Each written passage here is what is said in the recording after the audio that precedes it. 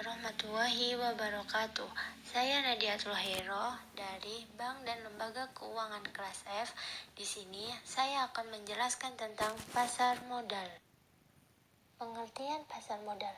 Pasar modal atau capital market merupakan pasar untuk berbagai instrumen keuangan jangka panjang yang bisa diperjualbelikan, baik dalam bentuk utang ataupun modal sendiri. Instrumen-instrumen keuangan yang diperjualbelikan di pasar modal seperti saham, obligasi, waran, right, obligasi konvertibel, dan berbagai produk turunan derivatif seperti opsi, put, atau call.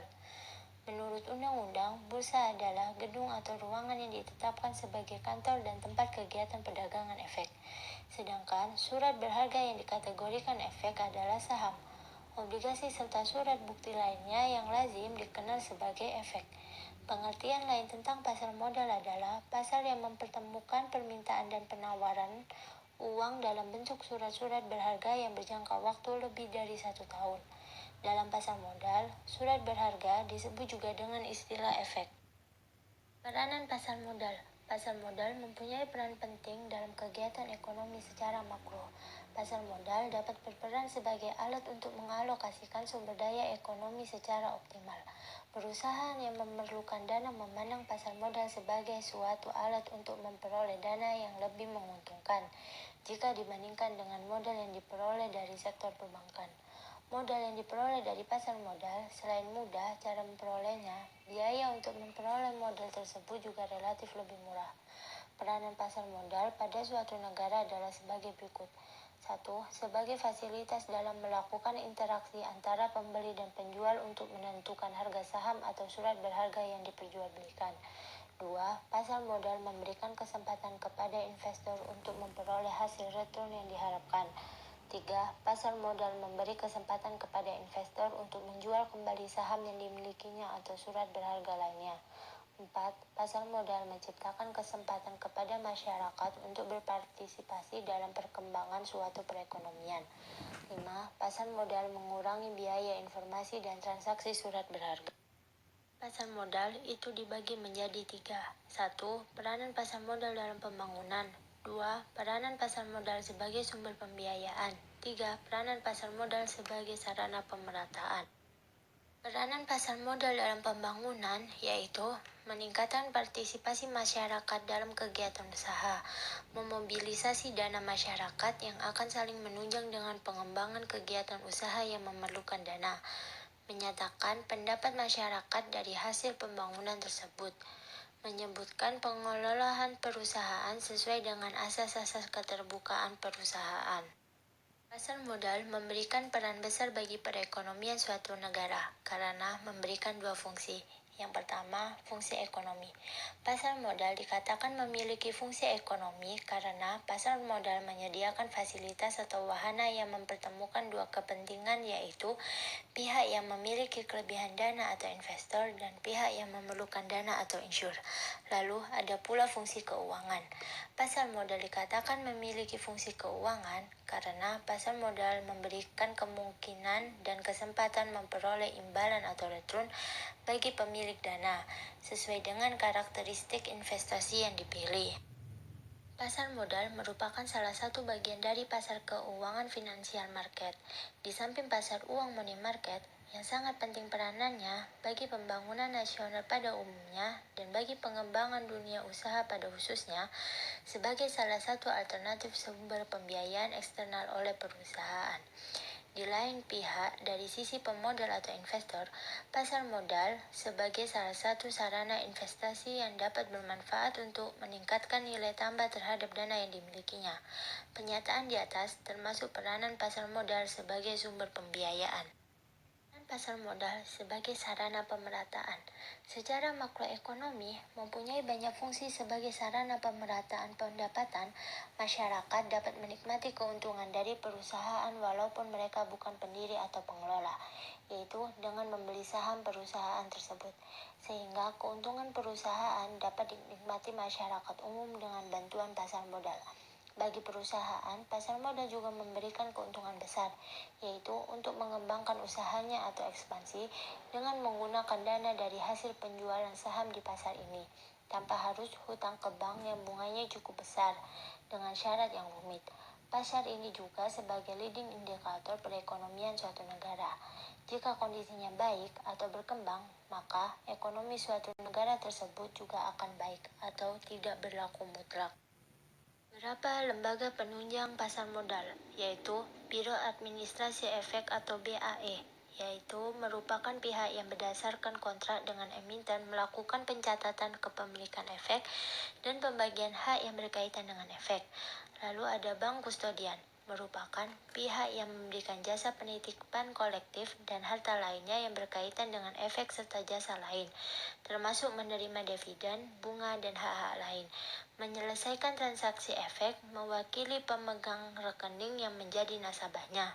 Ada wali amanat, adalah pihak yang mewakili kepentingan pemegang efek bersifat hutang. Tugasnya antara lain menghadiri rapat umum pemegang obligasi dan mewakili kepentingan pemegang obligasi dalam hubungan dengan emiten. Lalu ada akuntan. Akuntan publik adalah pihak yang memberikan pendapat atas kewajaran dalam semua hal yang material, posisi keuangan, hasil usaha, serta arus kas sesuai dengan prinsip akuntansi yang berlaku umum, serta memberi petunjuk pelaksanaan cara-cara pembukuan yang baik jika diperlukan. Lalu ada konsultan hukum. Konsultan hukum bertugas melakukan pemeriksaan secara menyeluruh dari segi hukum legal audit, memberikan pendapat dari segi hukum legal opinion terhadap emiten dan perusahaan publik. Ada notaris. Notaris adalah pejabat umum yang berwenang membuat akta anggaran dasar dan akta perubahan anggaran dasar, termasuk pembuatan perjanjian emisi efek, perjanjian antar penjamin emisi efek, dan perjanjian agen penjual, menyiapkan kontrak investasi kolektif, reksa, dana serta perubahannya, serta membuat berita acara RUPS. Lalu ada pemodal atau investor. Pemodal atau investor adalah orang perorangan atau lembaga, baik domestik ataupun non-domestik, yang melakukan suatu bentuk penanaman modal atau investasi, baik dalam jangka pendek atau jangka panjang. Lalu ada penilai, merupakan pihak yang melakukan penilaian terhadap aktiva tetap perusahaan, kemudian menerbitkan dan menandatangani laporan penilai, yaitu pendapat atas nilai wajar aktiva yang disusun berdasarkan pemeriksaan menurut keahlian penilai. Instrumen-instrumen pasar modal. Instrumen pasar modal, semua surat-surat berharga sekuritis yang diperdagangkan di bursa. Instrumen pasar modal ini umumnya bersifat jangka panjang. Lalu ada saham. Saham adalah surat berharga yang menunjukkan bagian kepemilikan atas suatu perusahaan. Saham juga merupakan tanda penyertaan modal pada suatu perseroan terbatas. Ada obligasi. Obligasi merupakan instrumen atau surat berharga yang menunjukkan bahwa penerbit obligasi meminjam sejumlah dana kepada masyarakat dan memiliki kewajiban untuk membayar bunga secara berkala, dan kewajiban melunasi pokok hutang pada waktu yang telah ditentukan kepada pihak pembeli obligasi tersebut. Lalu ada waran. Waran adalah sertifikat yang diterbitkan oleh perusahaan yang memberikan hak kepada pemegangnya untuk membeli saham perusahaan tersebut dalam jumlah tertentu dengan harga yang telah ditentukan selama jangka waktu tertentu. Mekanisme pasar modal. Sebelum melakukan transaksi, investor harus terlebih dahulu menjadi nasabah di salah satu perusahaan efek yang menjadi anggota bursa. Seperti halnya dalam membuka tabungan di bank, harus ada minimal investasi awal yang ditetapkan. Jumlah deposit yang diwajibkan bervariasi. Misalnya ada perusahaan efek yang mewajibkan sebesar 15 juta, ada sebesar 25 juta, dan lain-lain. Namun ada juga perusahaan yang menentukan, misalnya 50% dari transaksi yang akan dilakukan sebagai deposit. Setelah nasabah membuka deposit di sebuah perusahaan efek dan mendapatkan persetujuan dari perusahaan efek tersebut, baru dapat dilakukan transaksi saham. Transaksi efek diawali dengan pemesanan atau order untuk harga tertentu. Pesanan tersebut dapat berupa surat maupun telepon yang disampaikan kepada perusahaan efek melalui sales atau dealer. Pesan tersebut harus menyebutkan jumlah yang akan dibeli atau dijual dengan menyertakan harga yang ingin Pesanan investor dapat dibedakan menjadi 5. Pertama, market order, pesanan jual atau beli pada harga terbaik. Kedua, discretionary order, order berdasarkan tingkat harga yang terbaik untuk nasabah. Ketiga, ada limit order. Order jual beli yang harga sudah ditetapkan nasabah. Keempat, ada go through the week. Order yang dilaksanakan dalam jangka panjang yang ditetapkan nasabah. Kelima, ada all order non. Transaksi baru diproses apabila harga tawaran dan jumlah pesanan sama.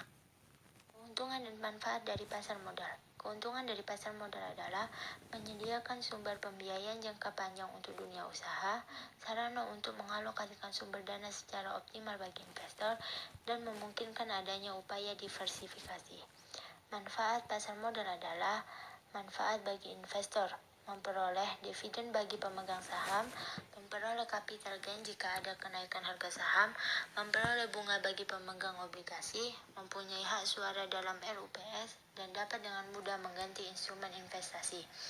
Manfaat bagi emiten, mendapatkan dana yang lebih besar, perusahaan dapat lebih fleksibel dalam mengelola dana, memperkecil ketergantungan terhadap bank, besar kecilnya dividen tergantung besar kecilnya keuntungan, dan tidak ada kewajiban yang terikat sebagai jaminan.